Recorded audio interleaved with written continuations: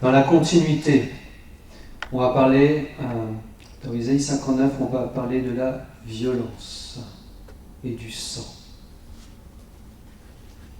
Isaïe chapitre 59, à partir du verset 1er jusqu'au verset 8. Non, la main de l'Éternel n'est pas trop courte pour sauver, ni son oreille trop dure pour entendre. Mais ce sont vos crimes qui mettent une séparation entre vous et votre Dieu. Ce sont vos péchés qui vous cachent sa face et l'empêchent de vous écouter. Car vos mains sont souillées de sang et vos doigts de crime. Vos lèvres profèrent le mensonge. Votre langue fait entendre l'iniquité. Nul ne se plaint avec justice. Nul ne plaide avec droiture. Ils s'appuient sur des choses vaines et disent des faussetés. Ils conçoivent le mal et enfantent le crime. Ils couvent des œufs de basilic et ils tissent des toiles d'araignée. Celui qui mange de leurs œufs meurt, et si l'on en brise un, il sort une vipère. Leurs toiles ne servent pas point à faire un vêtement. Ils ne peuvent se couvrir de leurs ouvrages. Leurs œuvres sont des œuvres d'iniquité, et les actes de violence sont dans leurs mains. Leurs pieds courent au mal, et ils ont hâte de répandre le sang innocent. On va garder cette expression en tête. Ils ont hâte de répandre le sang innocent. Leurs pensées sont des pensées d'iniquité. Le ravage et la ruine sont sur leur route. Ils ne connaissent pas le chemin de la paix. Il n'y a point de justice dans leur voie. Ils prennent les sentiers détournés. Quiconque y marche ne connaît point la paix. N'est-ce pas ce que l'on a parlé? Exactement. Bon, moi je vais exhorter sur cela. Je vais prier. Père de gloire, je te prie Seigneur de m'aider par ta grâce, par ton esprit, à délivrer un message qui transforme les cœurs. Peut-être qu'il va nous faire beaucoup pleurer, beaucoup pousser dans le jeûne et la prière, mais un message qui va avoir des répercussions pour la vie éternelle. Je te le demande dans le nom de Jésus-Christ. Amen. Ce qu'on a lu, ce passage-là est assez funèbre, mais c'est ce que l'on vit. C'est ce que l'on vit. On ne vit pas dans un monde de bisounours. On ne vit pas dans un monde de bisounours. Il n'y a qu'une seule chose qui peut transformer notre monde, c'est l'Évangile. Amen. C'est l'Évangile. Le titre de cette exhortation, c'est « L'homme aime répandre le sang, même le plus précieux ». L'homme aime répandre le sang, même le plus précieux. Et je vais évidemment parler du sang le plus précieux qui a coulé sur la terre, le sang de Jésus-Christ. L'homme aime répandre le sang, c'est cette expression. Ils ont hâte de répandre le sang innocent. C'est ce que nous voyons partout autour de nous. Ce passage que je vous ai lu qui décrit en fait le péché, il est réutilisé dans le Nouveau Testament, dans l'Épître aux Romains, au chapitre 3. Pourquoi je le lis? C'est pour montrer bien que c'est toujours d'actualité. Ce n'est pas que dans l'Ancien Testament qu'on trouve des choses comme cela.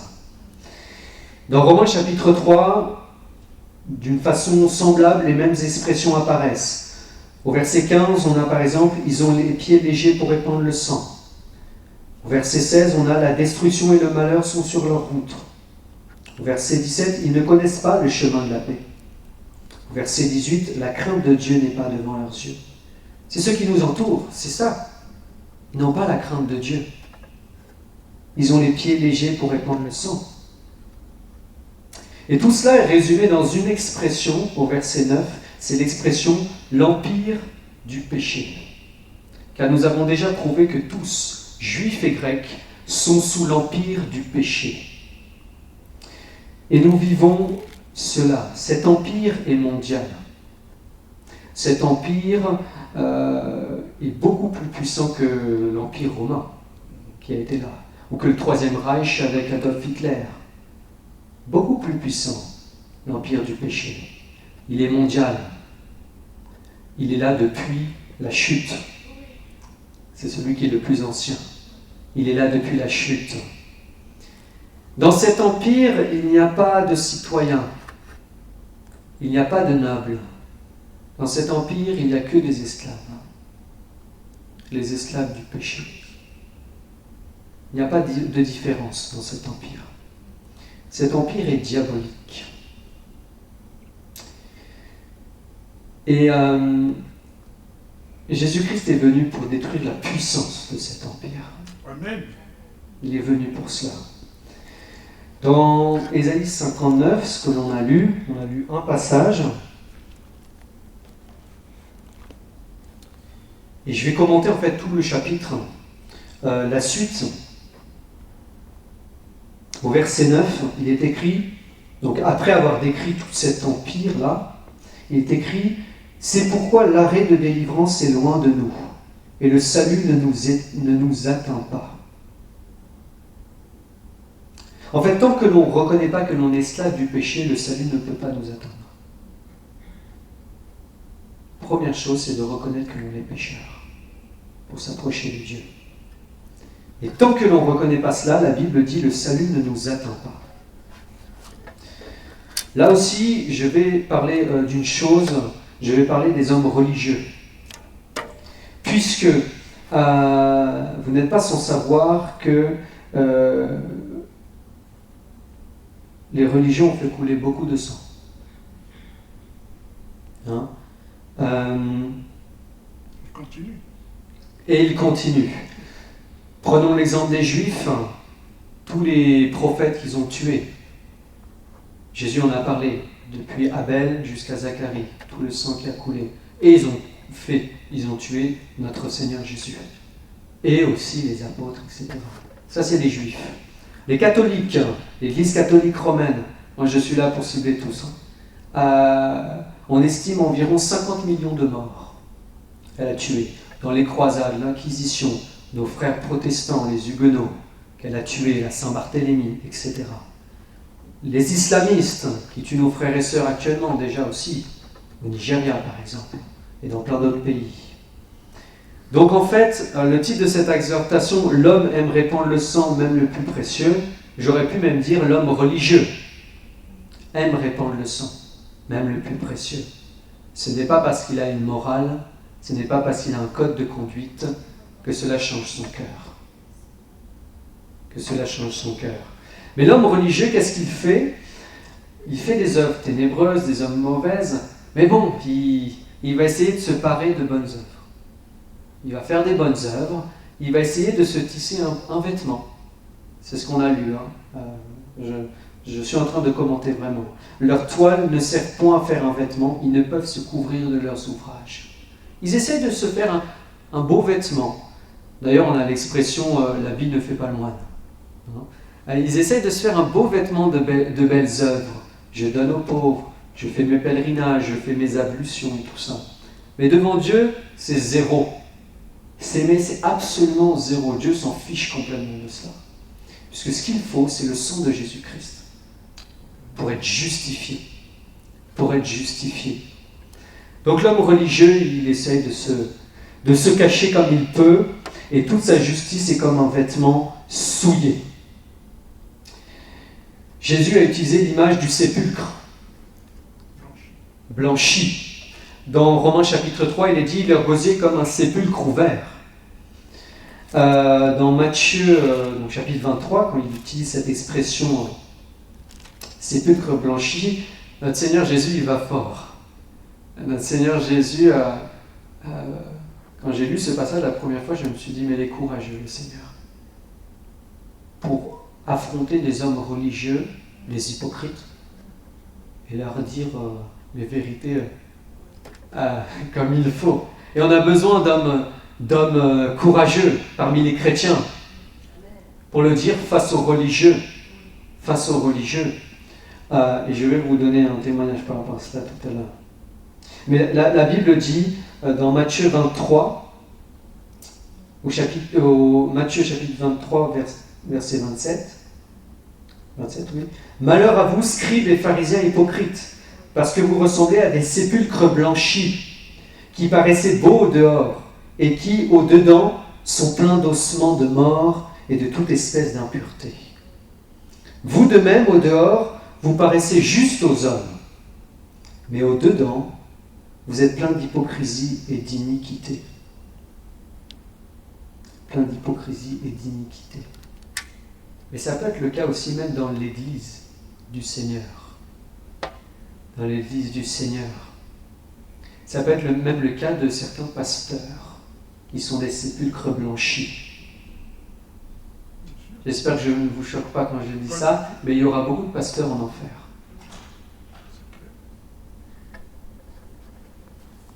Le Seigneur met à nu tout cela. Ah, rien n'est caché devant lui. Rien n'est caché. Je voulais apporter un témoignage. J'étais avec mon frère ce jour-là. On était dans le quartier du Marais et on prêchait aux Juifs. On était tombé face à des Lubavitch. Je ne sais pas si vous connaissez. C'est vraiment une secte. Déjà, le judaïsme en soi est complètement erroné, mais là, c'est vraiment un courant très sectaire. C'est ceux qui ont le chapeau noir, les tresses, etc., les tzitzit, tout cela. Et on les avait rencontrés. Et bon, ils s'en rappellent. Ils cherchaient dans la rue des Juifs. Et donc, ils interpellaient les gens. Est-ce que vous êtes juif? Donc, à un moment, je passe. Et est-ce que vous êtes juif? Je dis non, mais j'ai un lien avec le judaïsme, quand même. Et puis, je commence à parler avec eux. Et en fait, ils m'expliquent rapidement que leur rabbi, c'est le Messie. Ils croient que leur rabbi, c'est le Messie. J'ai plus le nom du rabbi, mais ils croient que c'est le Messie. Et bon, là, je leur dis Yeshua HaMashiach. Jésus, c'est le Messie. C'est lui le Messie. Bon, ils n'aiment pas, ça passe pas. Bon, ça c'était la première rencontre. Après, on parle avec un homme âgé, si tu te rappelles, et après, on repasse dans une rue, et là, ils étaient plusieurs dans une rue avec une table, et là, j'y suis allé en les affrontant, et en leur disant, voilà... c'est vraiment Jésus-Christ, il faut que vous vous tourniez vers Jésus. Jésus était juif, j'essaie de leur faire comprendre que Jésus, c'est pas que pour les chrétiens. Jésus était juif, il est venu pour vous sauver. Ils disent non, notre rabbi. Voilà, moi je leur dis, votre rabbi, c'est un enfant du diable. Et il va aller en enfer. Et il va vous emmener avec lui. Pourquoi j'ai dit ça? Parce que Matthieu chapitre 23, verset 15 nous dit « Malheur à vous, scribes et pharisiens hypocrites, parce que vous courez la mer et la terre pour faire un prosélyte. » Eux, ils étaient dans les rues de Paris. « Et quand il l'est devenu, vous en faites un fils de la géhenne 2 fois plus que vous. » Et c'est ce qu'ils faisaient. Ils cherchaient les phylactères. Jésus parle des phylactères. En hébreu, ça s'appelle téphilim. C'est des rubans qui s'enroulent autour du bras droit, avec une petite boîte sur la main droite et une petite boîte sur la tête. Et donc, ils cherchaient des gens, ils en ont trouvé, où ils leur ont enroulé autour du bras, ils leur ont fait répéter la prière, et ils ont même sonné le chauffard, la trompette, dans Paris. Ils cherchaient, dans la rue, des prosélytes, pour en faire des fils de la géhenne 2 fois plus qu'eux. Ça, je vous dis... quand j'ai relu ce passage, j'ai compris ce que Jésus a fait face. Et je leur ai dit à ces personnes-là, puisqu'ils ne voulaient pas écouter, ils commençaient à être un peu virulents, un peu violents, 5-6 autour de moi. Je leur ai dit comme Jésus. C'est la seule fois que j'ai dit ça à quelqu'un. Je leur ai dit « You are snakes ». Vous êtes des serpents. Vous êtes des serpents. Et après, je suis parti. C'est ce que Jésus a dit. Il a dit dans Matthieu chapitre 23, au verset 33, « Serpents, race de vipères, comment échapperez-vous au châtiment de la géhenne ?» Comment échapperez-vous au châtiment de la géhenne? Au verset 34, il a dit, le Seigneur, « C'est pourquoi, voici, je vous envoie des prophètes, des sages, des scribes. Vous tuerez, vous crucifierez les uns. Vous battrez de verges les autres dans vos synagogues. Vous les persécuterez de ville en ville, afin que retombe sur vous tout le sang innocent répandu sur la terre, depuis le sang d'Abel le juste, jusqu'au sang de Zacharie, fils de Barachi, que vous avez tué entre le temple et l'autel. Je vous le dis en vérité, tout cela retombera sur cette génération. Jérusalem, Jérusalem, qui tue les prophètes et qui lapide ceux qui te sont envoyés. Combien de fois ai-je voulu rassembler tes enfants, comme une poule rassemble ses poussins sous ses ailes, et vous n'avez pas voulu. Voici, votre maison vous sera laissée déserte, car je vous le dis, vous ne me verrez plus désormais, jusqu'à ce que vous disiez, béni soit celui qui vient au nom du Seigneur. Au nom du Seigneur. On va s'attarder quelque temps sur ce verset 35 qui parle de Abel de Zacharie. Le titre de cette exhortation, c'est « L'homme aime répandre le sang, même le plus précieux ». Donc on va s'instruire de ces deux exemples. L'exemple d'Abel, je pense qu'on le connaît beaucoup. L'exemple de Zacharie, je pense beaucoup moins. Puisqu'il ne s'agit pas de Zacharie le prophète, il s'agit d'un autre Zacharie. L'histoire d'Abel, on la connaît. Abel et Caïn. Le premier meurtre de l'humanité. Adam et Ève ont pris du fruit défendu, ils l'ont mangé, et le péché est rentré dans le monde. Ils ont été chassés du jardin, puis Ève, elle a enfanté Caïn, premièrement. Puis après, elle a enfanté Abel. Caïn était un laboureur, labourait la terre. Abel était un berger. Les deux ont offert une offrande à Dieu. Donc les deux étaient religieux. Les deux ont offert une offrande. Alors on ne sait pas s'ils ont prié en même temps, mais ils ont offert une offrande à Dieu. Caïn a offert des fruits de la terre, sûrement une corbeille, quelque chose comme cela. Et Abel a offert le premier-né de son troupeau. Il l'a égorgé et le sang a coulé. Dieu a porté un regard favorable au sacrifice d'Abel, parce que le sang a coulé. Le sang a coulé. Il y a plusieurs raisons, je pourrais rentrer dans les détails de pourquoi Dieu n'a pas porté un regard favorable à celui de Caïn. Déjà parce qu'il a pris des fruits de la terre alors qu'elle avait été maudite. Il y a cela. Et aussi que Dieu avait, dans le jardin d'Éden, avait recouvert Adam et Ève par de la peau. Il a fait un sacrifice. Donc Adam et Ève savaient que ce que Dieu aimait, c'était un sacrifice d'un animal. Ils le savaient. Ils avaient sûrement dû le dire à Abel et Caïn. Sûrement. Et Abel, lui, il a écouté, mais Caïn, il n'a pas écouté. Qu'est-ce qui s'est passé ? Dans Genèse chapitre 4, à cause de cela, Caïn s'est irrité. Au verset 6, il est dit, l'Éternel dit à Caïn, pourquoi es-tu irrité ? Pourquoi ton visage est-il abattu ? Certainement, si tu agis bien, tu relèveras ton visage. Et si tu agis mal, le péché se couche à ta porte, et ses désirs se portent vers toi, mais toi, domine sur lui. Cependant, Caïn adressa la parole à son frère Abel, mais comme ils étaient dans les champs, Caïn se jeta sur son frère Abel et le tua. L'homme aime répandre le sang, même le plus précieux, même celui de son frère.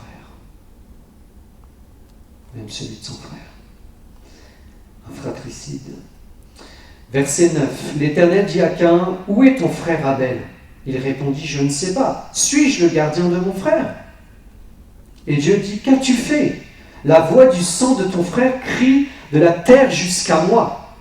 Maintenant tu seras maudit de la terre qui a ouvert sa bouche pour recevoir de ta main le sang de ton frère. C'est ce qui s'est passé. À la création. Aujourd'hui, on est plusieurs siècles plus tard. À la création. Qu'est-ce qu'on peut en retirer de cette histoire ? Déjà, le fait que le sang qui coule, le sang d'un juste qui coule injustement, c'est un cri aux oreilles de Dieu. Cela crie aux oreilles de Dieu. Et ce cri, Dieu va y répondre. Dieu va répondre dans la fin des temps. Il rendra à chacun selon ses œuvres. C'est un cri. C'est un cri. C'est un cri aux oreilles de Dieu. Deuxième chose que l'on peut se rendre compte, c'est que l'homme est mauvais. C'est peut-être basique ce que je dis, mais dans notre génération tellement corrompue avec tous les enseignements que peuvent entendre des humanistes, de la philosophie, psychologie et tout ce que vous voulez, qu'il nous dit, notamment Jean-Jacques Rousseau a dit « L'homme est naturellement bon et c'est la société qui le corrompt ». Du temps de Caïn, il n'y avait pas de société. Hein ? On est d'accord ? Il y avait, à tout casser, 3 personnes, 3-4 personnes. Il n'y avait pas de société, il n'y avait pas de civilisation. Et le meurtre était là. Ça montre que l'homme, il est mauvais. Son cœur est mauvais. Il a besoin du secours du Seigneur. Il a besoin du secours du Seigneur. Pourquoi j'ai insisté sur cela ? Parce que c'est un mensonge que l'on rencontre dans notre génération et qui empêche les gens de se convertir. Ils se pensent bons. D'ailleurs, il y a un faux prophète aux États-Unis qui s'appelle Joel Osteen. Il a peut-être la 4e plus grande église évangélique des États-Unis. Bon, dans son église, il a une librairie où il n'y a que ses livres à lui. Et sur chacun de ses livres, il y a sa tête. Comme ça, c'est un culte de la personnalité. Et il se fait plein d'argent. Un jour, dans une prédication, il a dit « Dans le cœur de l'homme, il y a 99% de bon. » Et il a complètement tort. Mais c'est pour ça que son église est remplie. Parce qu'ils aiment entendre ça, les gens. Non, il a complètement tort. Pour venir au Seigneur Jésus, il faut reconnaître notre état de péché. Notre état de péché. Et même quand on est chrétien, on doit reconnaître notre faiblesse, notre petitesse. Notre petitesse. Et la remarque aussi que je ferai, c'est que Caïn était un religieux. Mais il n'était pas agréable à Dieu. Il n'était pas agréable à Dieu. Et il est même dit dans 1 Jean chapitre 3, que Caïn était du malin. Caïn était du malin. Et la Bible dit que celui qui déteste son frère est un meurtrier. Il n'a pas la vie éternelle. La Bible, dans ce passage-là de 1 Jean chapitre 3, elle nous dit aussi que, je vais le lire, elle nous dit, 1 Jean chapitre 3, au verset 11, « Car ce qui vous a été annoncé, et ce que vous avez entendu dès le commencement, c'est que nous devons nous aimer les uns les autres. » Donc, ils avaient déjà entendu cela, Caïn et Abel, dès le commencement, que nous devons nous aimer les uns les autres. Et ne pas ressembler à Caïn, qui était du malin et qui tua son frère. Et pourquoi le tua-t-il ? Parce que ses œuvres étaient mauvaises et que celles de son frère étaient justes. Ne vous étonnez pas, frères, si le monde vous hait. Nous savons que nous sommes passés de la mort à la vie parce que nous aimons les frères.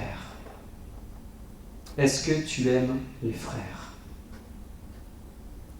Est-ce que tu aimes aussi tes ennemis ?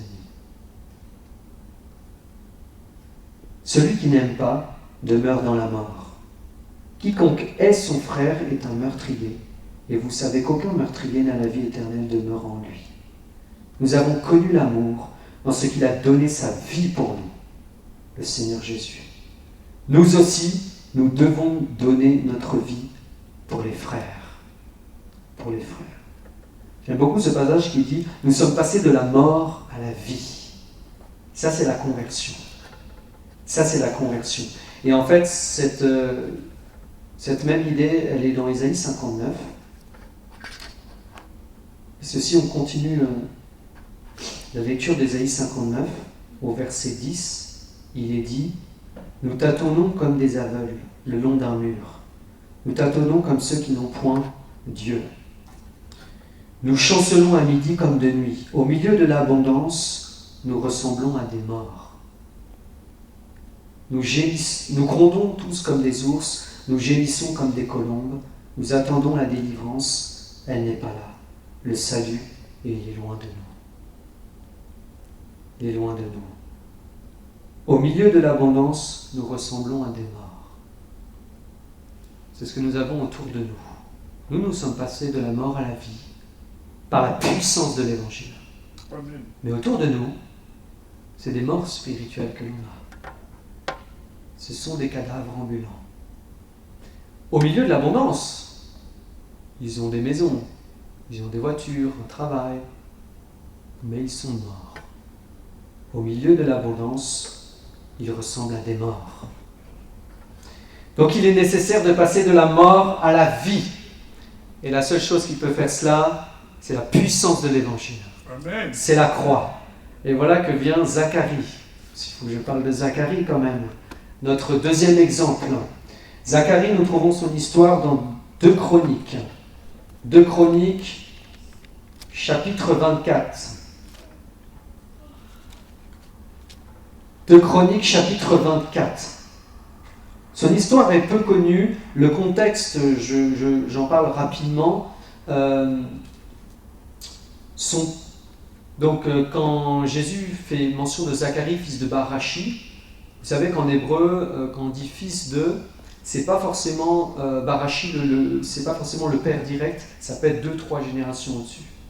Voilà, je dis cela important parce que finalement, ce Zacharie en question qui a été tué entre le temple et l'autel, on dit que son père c'est Yehoyada. Bon, en français ça se prononce Jéhojada.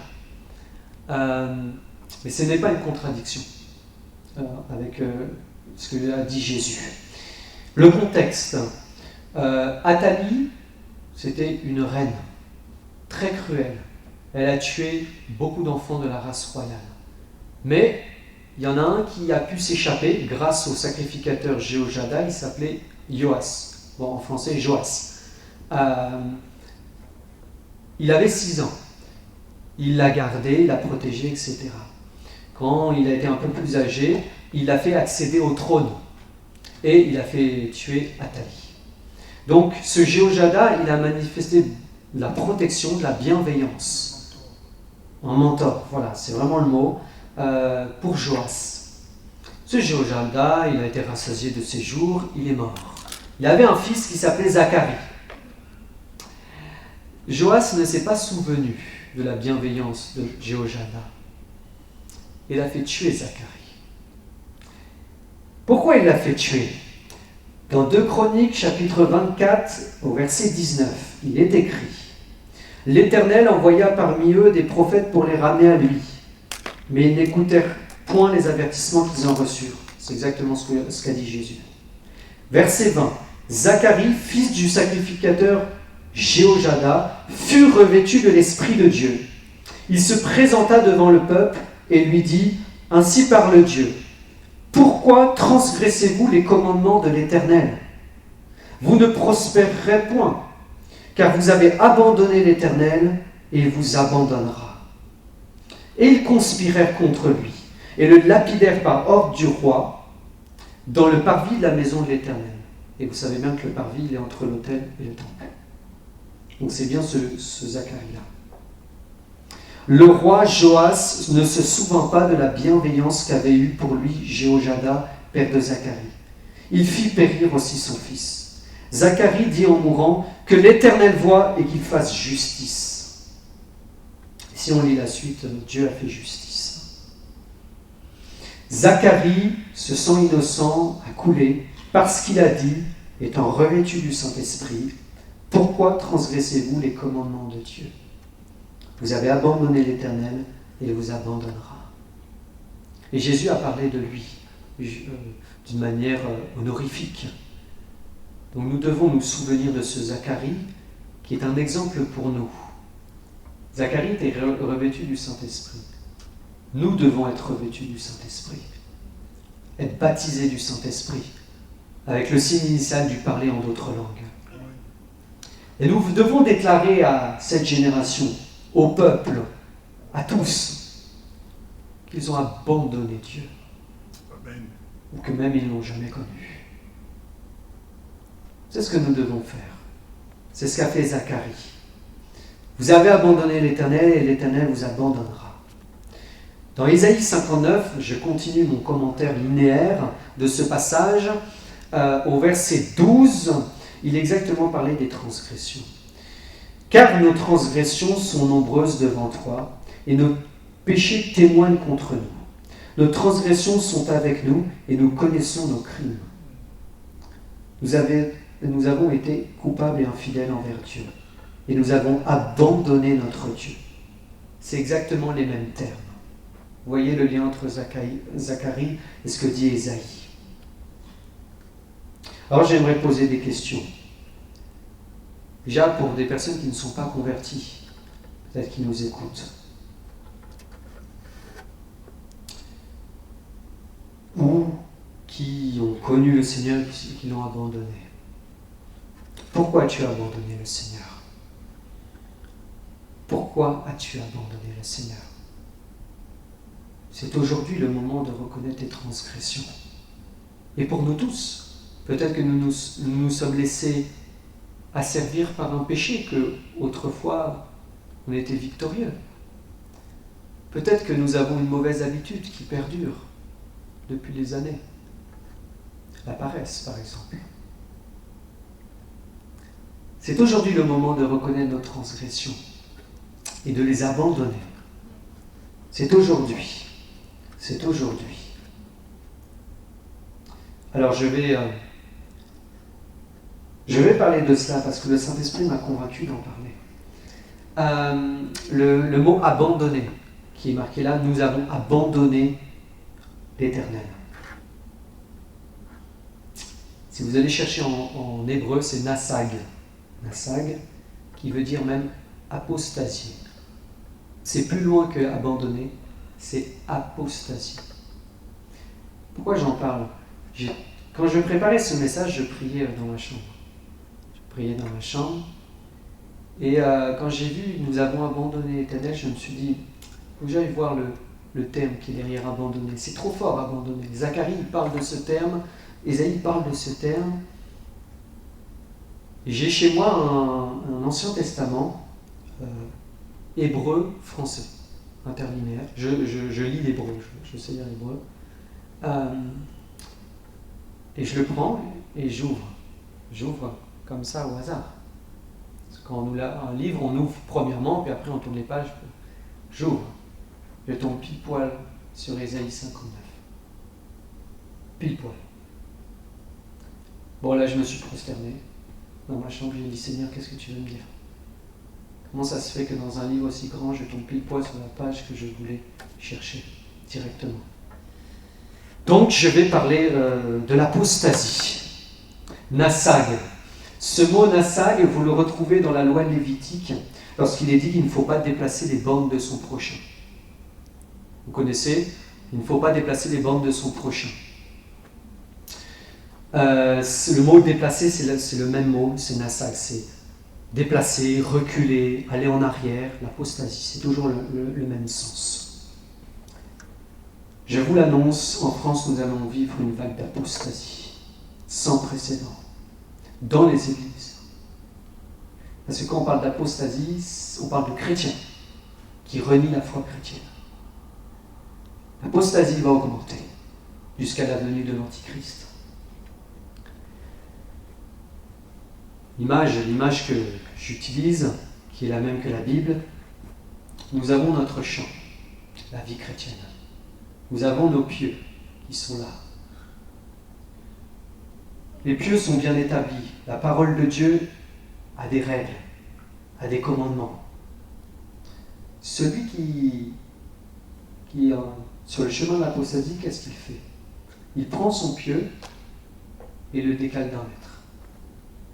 Il va voir sur le champ du prochain, sur le champ du monde. L'herbe est toujours plus verte à côté. Le monde paraît bien. Je décale mon pieu. Je mange un petit peu ce que le monde me donne. Ça ne suffit pas. Je décale encore mon pieu. 1 mètre encore. Et je décale encore. Et à un moment, il y a trop de compromis. Qu'est-ce qu'on fait? on saute au-dessus de la barrière. Et ça, c'est l'apostasie. Et c'est ce qui se passe dans les églises évangéliques. Maintenant, je vais donner des exemples. Le mariage entre un chrétien et un païen. C'est interdit par la parole de Dieu. C'est vrai. 2 Corinthiens chapitre 6. Ne vous mettez pas avec les infidèles sous un joug étranger. Il y a de plus en plus de personnes, et je connais, qui cherchent une femme dans l'église, n'en trouvent pas. Ils se disent, ah tiens, bon, si j'allais chercher dehors, bon, je ne vais pas chercher dehors, je vais chercher chez les catholiques. Quand tu cherches chez les catholiques, tu cherches quand même dehors. Et ils trouvent. Et là, ils sont sur le chemin de l'apostasie. Dans le même état d'esprit des choses, ne vous mettez pas avec les infidèles sous un joug étranger, l'œcuménisme est en train de rentrer dans les églises évangéliques. Et ça, moi, je condamne cela. C'est une abomination. Nous trouvons dans des églises évangéliques aujourd'hui des pasteurs qui invitent des prêtres catholiques pour prêcher. Pour prêcher. Prêcher quoi? Prêcher quel évangile? Le salut plus les œuvres? Jamais de la vie. Mais on trouve cela. Depuis les années 80, ça monte. L'œcuménisme monte. C'est l'apostasie. Alors à un moment, nous chrétiens, nous devons reconnaître que nous avons abandonné les standards de Dieu. Nous avons abandonné l'évangile authentique. Nos premiers frères protestants, huguenots, martyrs, Martin Luther, John Knox, Wycliffe, tout ce que vous voulez, sont morts pour la vérité. Leur sang a coulé. On parle dans la Bible, mon exhortation c'est « L'homme aime répandre le sang, même le plus précieux. » Le sang des réformateurs a coulé. Ces gens-là se retourneraient dans leur tombe s'ils voyaient dans une église protestante un prêtre catholique qui venait prêcher. Vous êtes d'accord avec moi? De toute façon, je n'ai pas honte de prêcher ces choses-là. Alors soyons comme Zacharie, levons-nous et disons même au peuple de Dieu, même aux églises évangéliques, vous avez abandonné les commandements de l'Éternel. Ne vous mettez pas avec les infidèles sous un joug étranger. On doit prêcher aux catholiques. On doit prêcher aux catholiques le salut. Levons-nous comme Zacharie, revêtus du Saint-Esprit, quitte à ce qu'on soit même persécuté par ceux qui se disent chrétiens. Par ceux qui se disent chrétiens. Et je vais terminer en parlant de Jésus-Christ, le sang le plus précieux qui a coulé. Le sang le plus précieux qui a coulé. Dans Isaïe 59, au verset 14, il est dit « Et la délivrance s'est retirée, et le salut se tient éloigné, car la vérité trébuche sur la place publique, et la droiture ne peut approcher. La vérité a disparu, et celui qui s'éloigne du mal est dépouillé. » S'il y a un jour où vraiment la vérité, elle a complètement disparu, c'était le jour du tribunal de Jésus. Le jour du tribunal, au lieu appelé Gabata en hébreu, le pavé. Ce jour-là où Pilate, avec un procès bidon, a innocenté un coupable, Barabbas, coupable de révolte et de meurtre, et a condamné un innocent, Jésus-Christ sans péché. Ce jour-là, il n'y avait pas de vérité. Il n'y avait pas de droiture. Ce jour-là, on entendait dans la foule qu'il soit crucifié. Qu'il soit crucifié. C'est ça que l'on entendait ce jour-là. Et Pilate, qu'est-ce qu'il a fait? Il s'est lavé les mains. Je suis innocent du sang de ce juste. Absolument pas. Il aurait pu dire non. Il aurait pu dire non. Mais l'homme aime se dédouaner de ses crimes. On trouverait tout le temps quelqu'un qui tue quelqu'un d'autre. Si on n'a pas des preuves certaines, il va dire « c'est pas moi qui ai tué. C'est pas moi qui ai tué. » Mais là, Pilate l'a livré. Les Juifs étaient responsables. Mais j'aimerais vous dire aussi que nous étions tous responsables. Même si nous n'étions pas là à l'époque, nous vivons au XXIe siècle, nous aurions été dans la foule. Nous aurions aussi crié qu'il soit crucifié. Il n'y a eu personne qui a dit « Non, non, il est innocent, il nous a fait du bien, il m'a guéri. » Il n'y a eu personne qui a dit cela. Il n'y a eu personne. Ce jour-là, la vérité a trébuché, pas de droiture. Nous sommes aussi responsables. C'est nos péchés qui ont crucifié Jésus. C'est nos péchés qui l'ont cloué sur la croix. C'est nos péchés qui ont fait couler son sang sur le bois. Son sang a coulé jusque dans la terre. Comme Abel, la terre a ouvert sa bouche pour accepter le sang de Jésus. Mais cette fois-là, ce n'était pas comme Abel. Le sang de Jésus crie plus fort que celui d'Abel. Le sang de Jésus, il crie pour le pardon des péchés de toute l'humanité.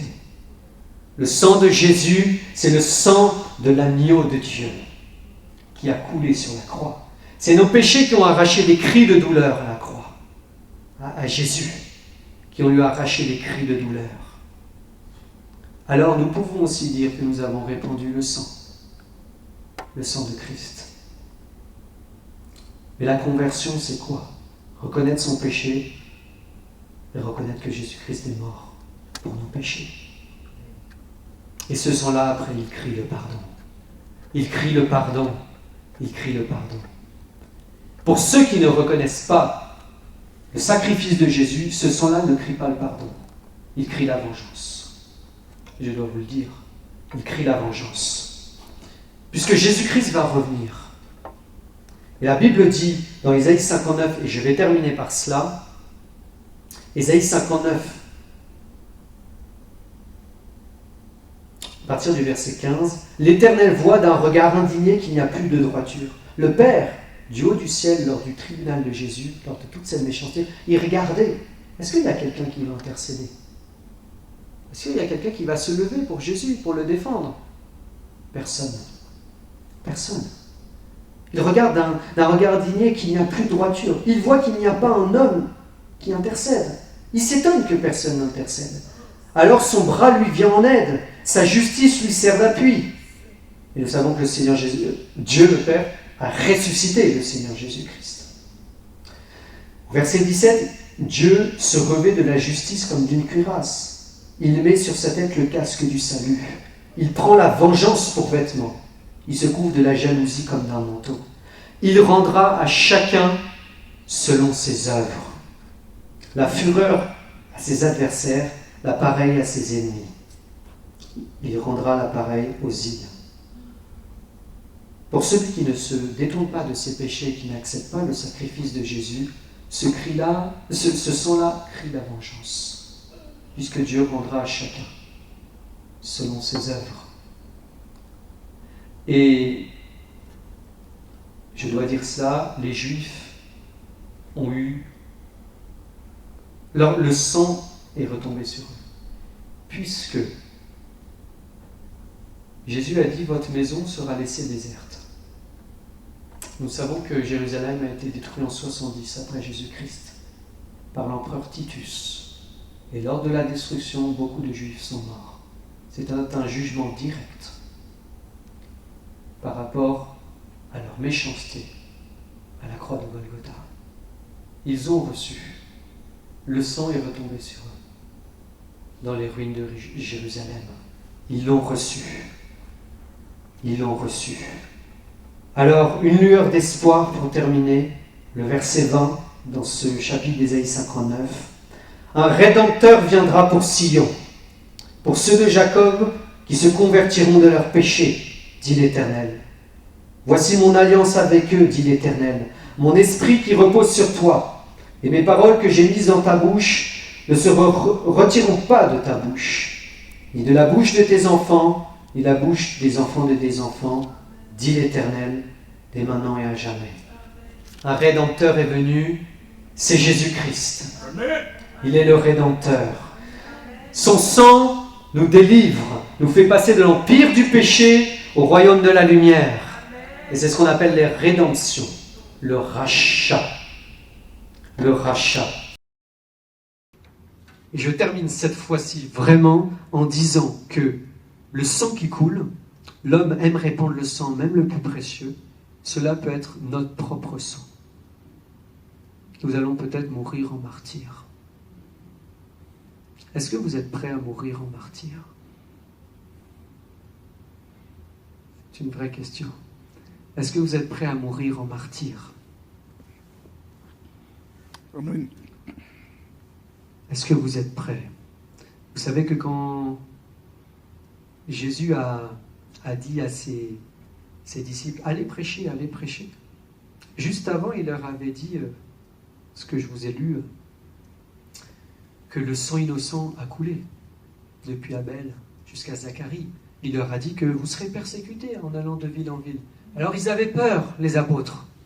Ils avaient peur que leur sang soit aussi répandu. Nous, en France, on n'a pas tellement peur. Vous allez poser la question au Nigeria et vous allez comprendre. Ils avaient peur. Comment Jésus les a rassurés? Jésus les a vraiment rassurés, parce qu'il leur a dit dans Luc chapitre 12, il leur a dit, tout ce que vous direz dans les ténèbres sera entendu dans la lumière. Ce que vous aurez dit à l'oreille dans les chambres sera prêché sur les toits. Je vous dis, à vous qui êtes mes amis, ne craignez pas ceux qui tuent le corps et qui, après cela, ne peuvent rien faire de plus. Je vous montrerai qui vous devez craindre. Craignez celui qui, après avoir tué, a le pouvoir de jeter dans la géhenne. Oui, je vous le dis, c'est lui que vous devez craindre. Et un peu plus loin, au verset 8, je vous le dis, quiconque me confessera devant les hommes, le Fils de l'homme le confessera aussi devant les anges de Dieu. Mais celui qui me reniera devant les hommes sera renié devant les anges de Dieu. Alors c'est ça notre consolation. Nous n'avons pas peur que notre sang soit répandu. Nous craignons plutôt Dieu qui a le pouvoir, lui, de nous jeter dans la géhenne. Vous comprenez ce que je dis? Ça les a rassurés, cette parole. Ça les a rassurés. Et ça doit nous rassurer. Ça doit nous rassurer. Peut-être que nous mourrons en martyrs. Qui sait? Qui sait? Mais si tu confesses le Seigneur Jésus devant les hommes sans en avoir honte, il te confessera là-haut. Et c'est le plus important. Mais si tu as honte de ces paroles, au milieu de cette génération perverse, il aura aussi honte de toi. Aussi honte de toi. Je vais prier pour terminer. Amen. Père de gloire, oh Seigneur, que cette parole nous bouleverse. Amen. Cette parole nous fasse méditer, réfléchir. Est-ce que nous sommes prêts à mourir en martyrs? Est-ce que nous sommes prêts à prendre le même chemin que les réformateurs, qui sont morts parce qu'ils se tenaient pour la vérité, au milieu d'un monde de mensonges? Seigneur, nous voulons être comme Zacharie, revêtus de l'Esprit, et dire à ce peuple français, et aussi dans l'Église, vous avez abandonné l'Éternel. Vous avez transgressé les commandements de Dieu. Revenez à lui. Revenez à lui. Nous voulons être comme cet homme, parce que tu as parlé de lui, Jésus, et tu ne parles pas en vain. Tu ne parles pas en vain. Si tu prends un exemple, ça doit être aussi notre exemple. Aide-nous, Seigneur, à nous tenir pour la vérité, quoi qu'il en coûte. Au nom de Jésus-Christ. Amen. Amen.